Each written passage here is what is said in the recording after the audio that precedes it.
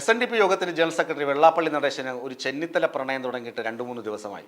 ചെന്നിത്തലയെ NSSകാർ 11 വർഷത്തിന് ശേഷം മന്നം ജയന്തിയിൽ മുഖ്യ പ്രഭാഷകനായി ക്ഷണിച്ചത് മുതലാണ് SNDPക്ക് ഒരു ഇളക്കം തട്ടിയത്. വെള്ളാപ്പള്ളിക്ക് ചെന്നിത്തലയോട് പ്രേമം. ചെന്നിത്തലയാണ് കോൺഗ്രസിൽ മുഖ്യമന്ത്രിയാകാൻ ഏറ്റവും അനുയോജ്യൻ എന്നാണ് വെള്ളാപ്പള്ളി പറയുന്നത്. എന്നിട്ട് പ്രതിപക്ഷ നേതാവ് സതീശനെ കടന്നാക്രമിക്കുകയും ചെയ്യുന്നു. പക്വതയില്ലാത്ത നാവാണ് VD സതീശൻ എന്ന് പറയുന്നു.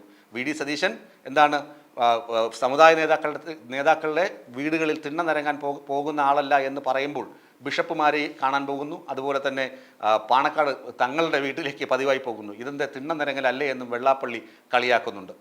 എന്നാൽ രമേശ് ചെന്നിത്തല അങ്ങനെയല്ല.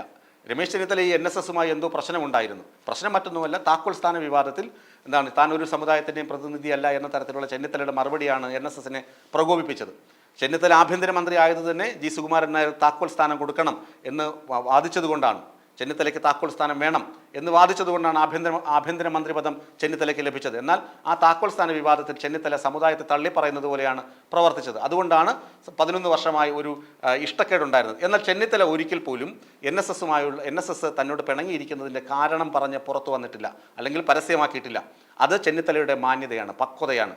അതുകൊണ്ടാണ് വെള്ളാപ്പള്ളി ചെന്നിത്തലയെ ആശ്ലേഷിക്കുന്നത്, ചെന്നിത്തലയാണ് യോഗ്യനെന്ന്. അതേസമയം തന്നെ കഴിഞ്ഞ ദിവസം VD സതീശൻ വെള്ളാപ്പള്ളിക്ക് മറുപടിയുമായി എത്തിയിരുന്നു. തനിക്ക് പക്വതയില്ലാത്ത നാവാണെന്ന് അദ്ദേഹം പറഞ്ഞത് രാഷ്ട്രീയപരമായാണോ അതോ തിരുത്താൻ വേണ്ടിയാണോ എന്നറിയില്ല. അതിനെക്കുറിച്ച് അന്വേഷിച്ചിട്ട് തിരുത്തേണ്ടതാണെങ്കിൽ തിരുത്തുമെന്ന് പറഞ്ഞിട്ടുണ്ട്.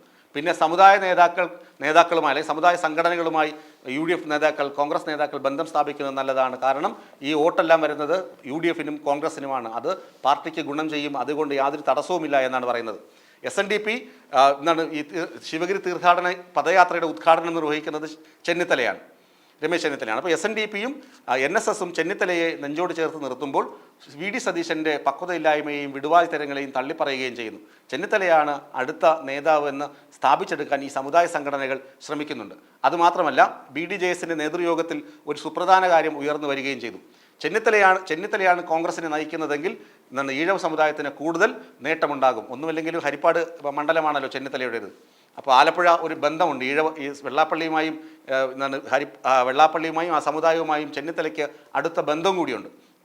ചുരുക്കി പറഞ്ഞാൽ വെള്ളാപ്പള്ളിയുടെ ചെന്നിത്തല പ്രേമത്തിന് പിന്നിൽ അടുത്ത സർക്കാർ, കാരണം CPMന് തുടർഭരണം ലഭിക്കില്ല എന്ന് ഏകദേശം ഏതാണ്ട് ഉറപ്പായി കഴിഞ്ഞു. CPMൻ്റെ പ്രതിനിധി സമ്മേളനങ്ങളിൽ തന്നെ ആളുകൾ വിളിച്ചു പറയുന്നു ഇനി തുടർഭരണം ലഭിക്കില്ല. അപ്പോൾ വെള്ളാപ്പള്ളിക്കറിയാം അടുത്ത് ഇവിടെ വരുന്നത് UDF സർക്കാരായിരിക്കും.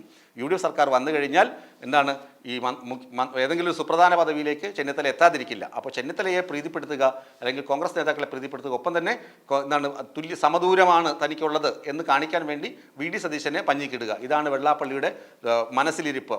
എന്തുവന്നാലും UDF സർക്കാർ വരുമ്പോൾ തനിക്കും തൻ്റെ കുടുംബത്തിനും കേടുപാടുകൾ ഉണ്ടാകരുത് എന്ന ഗൂഢ ലക്ഷ്യം.